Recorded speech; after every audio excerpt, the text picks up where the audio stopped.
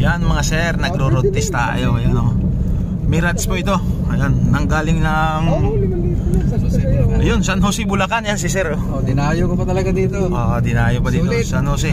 Ayun, sulit daw. Masayang masaya si sir. Siyempre, tayo makatulog eh. Okay, napapatakbo na lang. Talagang doktor na. Napapatakbo na yung ano, ng maayos. Ayan, natsambahan na naman. Okay, San Jose, Bulacan. Ayan, napunta ng General Trias, Cavite. Ayan, Mirage G4. Ito yung hinahanap ko. Mga sir, ito yung ano, ito yung mga coil niya na pinagpalitan dahil nga ito ang mga diagnose ng una niyang pinatingnan. Ayan, dalawang coil. Hindi rin basta-basta ang coil nito mahal din to. Ayan, tapos ito oxygen sensor. Ayan, oxygen sensor. Dalawa. Ngayon, yan, lahat ng yan is goods yan. Yan. Nakuha ang sakit. Ayan, yung mekaniko natin si Boss Milinyo alias Mamay. Ayan, nakuha na niya yung sakit.